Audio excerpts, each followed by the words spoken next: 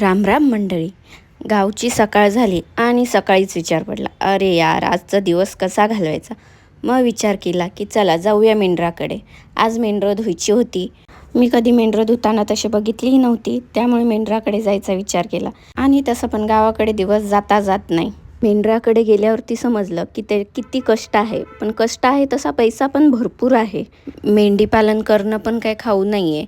इथे मला थोडंसं उन्हात निघलं की गरम होते, पण मस्त वाटलं वातावरणात. पण शायद मी हे रोजचं जीवन नाही जगू शकत. ते एक दिवसासाठी आहे, त्यामुळे मला खूप आवडलं ते वातावरण. पण यांना सवय असते आणि होणारे भरपूर श्रीमंत झालेले आहेत मेंढ्यांवरती, जसे लखपती झालेले आहेत, लाखो कमवतात मेंढ्यावरती.